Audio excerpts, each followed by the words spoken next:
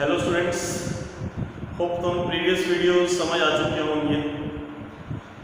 हम इस चैप्टर च अगे प्रोसीड करते हैं। ठीक है, इस वीडियो च आप डिस्टेंस एंड डिस्प्लेसमेंट बारे स्टडी करांगे। डिस्टेंस की होंदा है, डिस्प्लेसमेंट किसनूं कहंदे ने, उन्हां दी थोड़ी जिहियां डिटेल डिस्क्रिप्शनस डिस्कस करांगे। ठीक है, वैसे तुहानूं पता है ऑलरेडी डिस्टेंस की होंदा है, डिस्प्लेसमेंट की होंदा है, पता है या नहीं पता? पता है? What is the distance? Distance की होंदा है? डिस्टेंस होंदा बेटा जो कोई बॉडी अपना पाथ कवर करे, चाहे स्ट्रेट चाहे कर्व, चाहे उसका पाथ स्ट्रेट होवे चाहे उसका पाथ कर्व होवे, उसके पाथ दी एक्चुअल पाथ दी टोटल लेंथ, उसने जो पाथ कवर किया है, चाहे वो स्ट्रेट है चाहे वो कर्व्ड है, उसका एक्चुअल पाथ, उस एक्चुअल पाथ की total length is known as distance. उसको सी डिस्टेंस कहते हैं, चाहे वो स्ट्रेट हो चाहे वो कर्व हो। क्लियर? बट जो बॉडी ने एक्चुअल च पाथ कवर किया है, जिस पाथ के थ्रू बॉडी एक्चुअल च मूव हुई है from one point to another point, बस उस पाथ दी टोटल लेंथ मेजर कर लो। That total length is known as distance. बेटा डिस्टेंस को असी एस नाल इंडिकेट करते। Distance is a scalar quantity, इस दा सिर्फ मैग्नीट्यूड होता है, इस दी डायरेक्शन नहीं। So what is distance? Length of actual path covered by body. Okay, इस तो ऑपोजिट डिस्प्लेसमेंट की होती है बेटा। डिस्प्लेसमेंट होती है, देखो जिथों बॉडी स्टार्ट होवे, जिस पॉइंट तो बॉडी स्टार्ट होवे उस पॉइंट को सी बोलते हैं इनिशियल पॉइंट या initial position.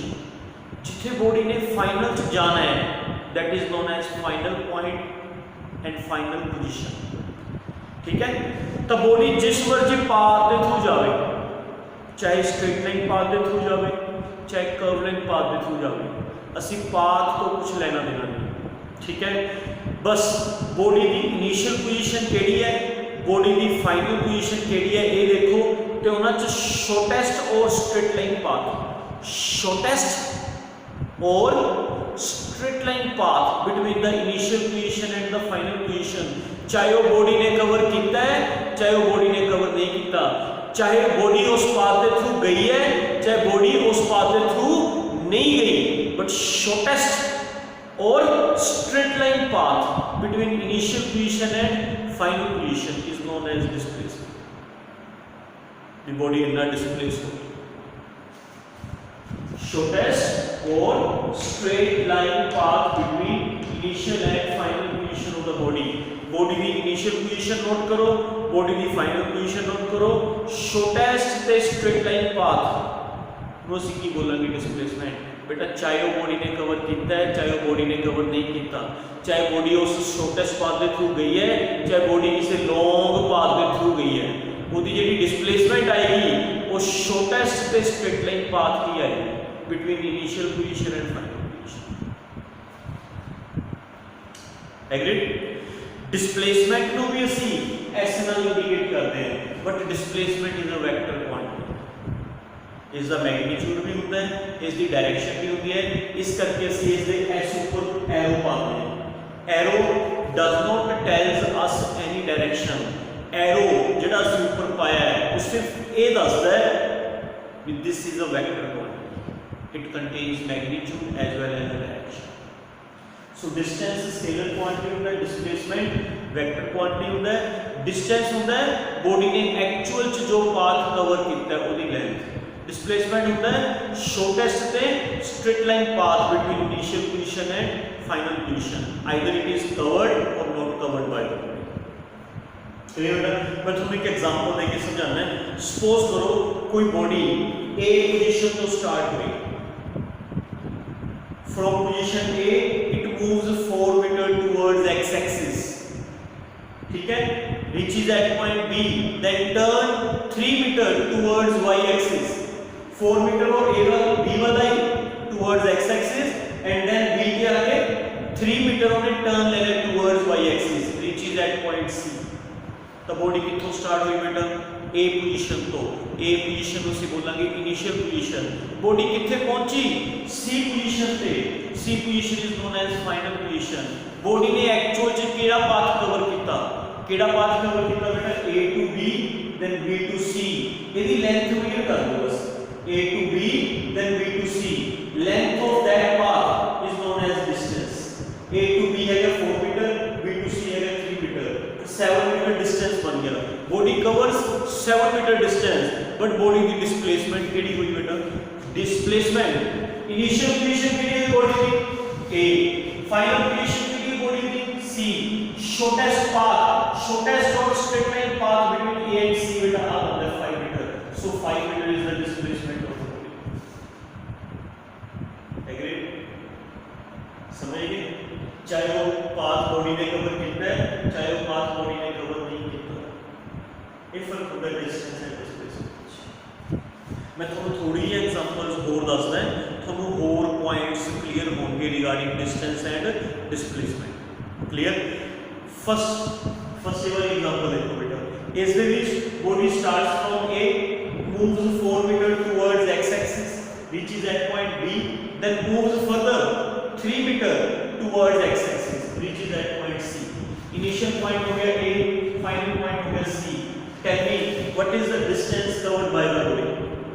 tell me distance covered by the body। distance कितना कवर किया बेटा बॉडी ने जिन्ना ਉਹਦਾ पाथ है उसकी लेंथ क्लियर कर A to B B to C 4 plus 3 कितना बना बेटा 7। डिस्प्लेसमेंट इनिशियल पोजीशन पे फाइनल पोजीशन च शॉर्टेस्ट और स्ट्रेट लाइन पाथ कितना बना बेटा आई बना शॉर्टेस्ट और स्ट्रेट लाइन पाथ ये भी कितना बना 7 मीटर। क्लियर? ये चेक करो सेकंड एग्जांपल ठीक है। इसके ਵਿੱਚ भी बॉडी मूव कर रही है ना straight line path body moves in a straight line path body moves from A to B 5 meter. दोस्तों का डिस्टेंस कितना डिस्प्लेसमेंट की डिस्टेंस होगा बेटा A to B कितना बना 5 meter. Displacement in distance between shortest और straight line path between A and B shortest और straight line path between A and B कितना बना बेटा 5 मीटर। इन दो एग्जांपल को की कंक्लूड कितना है बेटा from these two examples what we conclude that when body moves in a straight line path फिर वो distance and displacement equal its distance and displacement are equal। clear? समझ गए? थर्ड एग्जांपल देखो बेटा इसकी है बेटा बॉडी A पोजीशन तो स्टार्ट हुई moves 5 meter towards B ते पहुंच गए then moves 5 meter towards A। Body A को स्टार्ट हुई A ते ही वापस पहुंच गई। A तो पहला 5 meter गई towards x axis and then B तो 5 meter आई towards negative x axis पीछे को वापस A पे आ गई। बॉडी ने डिस्टेंस कितना कवर किया बेटा what is the distance covered by the body distance होया कवर 5 meter जाना 5 meter आना ਉਹਦੇ ਪਾਥ ਦੀ ਲੈਂਥ 5 ਮੀਟਰ ਜਾਣ ਦਾ ਪਾਥ ਹੈ 5 ਮੀਟਰ ਆਉਣ ਦਾ ਪਾਥ ਹੈ 5 + 5 10 ਮੀਟਰ ਡਿਸਟੈਂਸ ਹੋਇਆ ਬਟ ਉਹਦੀ ਡਿਸਪਲੇਸਮੈਂਟ ਕਿੰਨੀ ਹੋਈ डिस्प्लेसमेंट इनिशियल पोजीशन भी A फाइनल पोजीशन भी A। Initial and final position shortest और स्ट्रेट लाइन पाथ तक आई बने हुए ना 0 डिस्प्लेसमेंट होगी 0 क्योंकि जितों बॉडी स्टार्ट हुई सी बॉडी वापस ਉੱਥੇ ही पहुंच गई ਉਹਦਾ शॉर्टेस्ट पाथ कितना होया 0। Clear? Distance 10 meter displacement 0। Clear? एक एग्जांपल देखो इस दे विच बॉडी A पोजीशन तो B पोजीशन तक गई है 5 meter towards x axis then it turns and comes back to C 6 meter तक वापस C पे आ गई। A तो पहला B तक गई 5 मीटर देन B तो वापस 6 मीटर आ गई टुवर्ड्स नेगेटिव x एक्सिस। उन्हें डिस्टेंस कितना कवर कितना 5 जाना A to B है ना, देन 6 वापस आना B to C, 5 plus 6 11 meter, it's displacement. Displacement बेटा इनिशियल पोजीशन A है, फाइनल पोजीशन C है, शॉर्टेस्ट और straight line path between initial position and final position कितना बनेगा बेटा 5 जानता से 6 आना -1 meter, -1 meter. What minus sign indicates?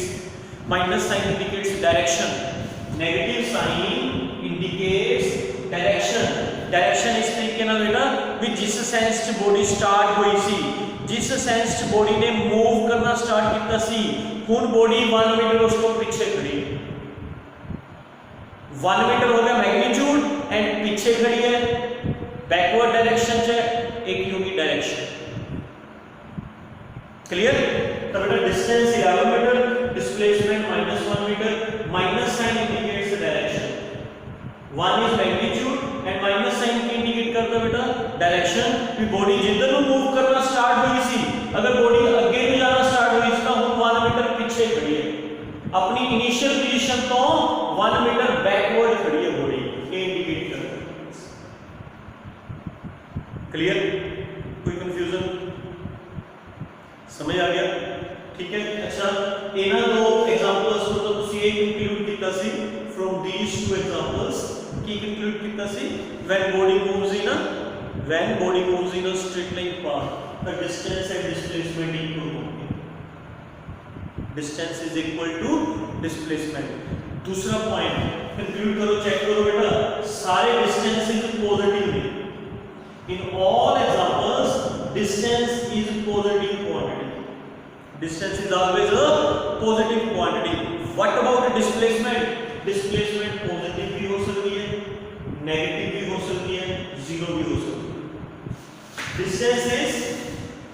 Distance is always positive quantity, but displacement it may be positive, may be negative, may be zero. Plus भी हो सकती है, माइनस से भी हो सकती है, जीरो से भी हो सकती है डिस्प्लेसमेंट। क्लियर? समझ गए? एंड एक कंक्लूजन हो निकलता है और तुसी केयरफुली चेक करो सारिया एग्जांपल्स देखो इस डिस्टेंस डिस्प्लेसमेंट दे इक्वल है, इस भी डिस्टेंस डिस्प्लेसमेंट दे इक्वल है, इस डिस्टेंस ज्यादा है डिस्प्लेसमेंट घट है, इस भी डिस्टेंस ज्यादा है डिस्प्लेसमेंट घट है। तो कंक्लूजन ये होया कि जो डिस्टेंस है वो डिस्प्लेसमेंट दे डिस्टेंस डिस्प्लेसमेंट नालों या तो ज्यादा आएगा या इक्वल आएगा। डिस्टेंस एंड डिस्प्लेसमेंट ये चार रिलेशन बनते हैं। वी डिस्टेंस डिस्प्लेसमेंट नालों ज्यादा आएगा, अगर डिस्टेंस ज्यादा है डिस्प्लेसमेंट कम है, डिस्टेंस ज्यादा है डिस्प्लेसमेंट कम है, या इक्वल आएगा, इक्वल। डिस्टेंस कभी भी डिस्प्लेसमेंट नालों कट नहीं हो सकता, never be, distance never be less than displacement। हाँ equal भी ना होगा when motion is in straight line, when motion is in straight line तब distance displacement दे equal हो सकते हैं। otherwise अगर motion curved line है तो हमेशा distance displacement ना होगा। क्लियर बेटा? डिस्टेंस एंड डिस्प्लेसमेंट ਦੇ यूनिट्स सेम ਹੁੰਦੇ ਨੇ, यूनिट्स सेम ਹੁੰਦੇ ਨੇ, ਇਹਨਾਂ ਦੇ SI यूनिट्स ਹੁੰਦੇ ਨੇ, SI units meters and CGS units ਹੁੰਦੇ ਨੇ सेंटीमीटर्स। SI सिस्टम्स यूनिट्स ਹੁੰਦੇ ਨੇ मीटर्स, CGS सिस्टम्स यूनिट्स ਹੁੰਦੇ ਨੇ सेंटीमीटर। ਇਹ ਤੁਹਾਨੂੰ पता ही है ਜਿਹੜਾ 1 मीटर है 1 meter that is equal to 100 centimeter. Clear? कोई कंफ्यूजन? तो उसी डिस्टेंस के डिस्प्लेसमेंट की रेशियो बना सकते हैं, distance upon displacement like this, always greater than equal to. Okay? कोई confusion? What is distance, what is displacement? समझ आ गया बेटा? आ गया? डिस्टेंस किनु कहते हैं? बॉडी ने जो पाथ एक्चुअल कवर किया है उसकी लेंथ मेजर कर दो, that length is known as a distance. And displacement होती है शॉर्टेस्ट और straight line path between initial position and final position, that is known as displacement. Distance is scalar quantity, displacement is vector quantity. ठीक है। Distance, displacement दोनों च फर्क होता है। क्लियर? पता ना, सारी चीज़ें बच्चों इजीली समझा सकते हैं बेटा, समझ आ गई? ठीक है। Hope you understand very well.